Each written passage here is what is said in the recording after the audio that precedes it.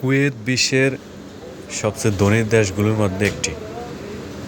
বিশ্বের ধনী দেশগুলোর মধ্যে কুয়েতের অবস্থান 7 নম্বরে রয়েছে।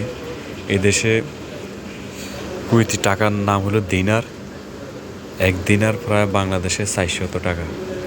এদেশের 80% আয়ের অন্যতম উৎস হইল খনিজ তেল।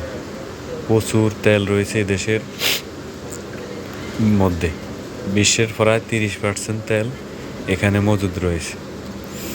এখানে তেলের চেয়ে পানির দাম বেশি। এদেশে পানির কোনো প্রাকৃতিক উৎস না থাকায় পানি প্রক্রিয়াজাত করতে কুয়েত সরকারে অনেক খরচ করতে হয়। কুয়েত দেশটি 1961 সালে 19 জুন স্বাধীন হয় ব্রিটিশদের কাছ থেকে। দেশটির পুরো নাম হলো দাবানল আল কুয়েতি। দেশটির রাজধানীর নাম হলো কুয়েত সিটি। এখানে প্রায় মোট আয়তন এই দেশটির 70,600 বর্গ কিলোমিটার। এই দেশটিতে প্রায় 5 মিলিয়ন প্রায় 50 লক্ষ মানুষের বসবাস রয়েছে, যার 75%ই হইল বিভিন্ন দেশ থেকে এদেশে কর্মজীবন করতে আসা মানুষ। বাকি 25% হলো কুয়েতি।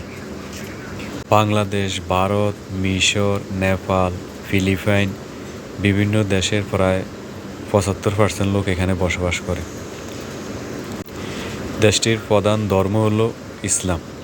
এখানে রমজানে খোলা জায়গায় খাবার গ্রহণ এবং বিভিন্ন গান বাজনা সম্পূর্ণ নিষেধ। কুয়েত সরকার এটা কঠোরভাবে নিয়ন্ত্রণ করে থাকেন। এদেশের আইন অত্যন্ত কঠিন, যে অমান্য করে তার কঠিন সাজা ভোগ করতে হয়। কুয়েত দেশটিতে তেমন প্রাকৃতিক বনাঞ্চল নেই। এখানে জুন থেকে আগস্ট মাস পর্যন্ত প্রচণ্ড গরম থাকে, প্রায় 50 ডিগ্রি তাপমাত্রা, এমনকি তার চেয়েও বেশি থাকে। এই জন্য কুয়েত সরকার 19 জুন জাতীয় দিবস পরিবর্তন করে ফেব্রুয়ারি 25 এবং 26 পালন করে থাকে। কুয়েত দেশের আইন কানুন আরব দেশগুলোর মতো একটু ভিন্ন।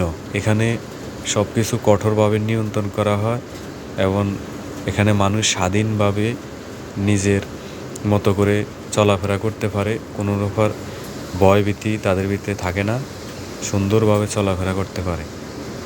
এদেশের আইনের প্রতি শ্রদ্ধা থাকলে এবং আইন ঠিকমতো পালন করলে কোনো মানুষের এই দেশে কোনো সমস্যা হওয়ার কথা না। এদেশের ফুটবল খেলা প্রধান খেলা। এখানে ফুটবলকে তারা অত্যন্ত মূল্যায়ন করে থাকে। কুয়েত সরকার নিজ কুয়েতি এবং প্রবাসীদের জন্য অনেক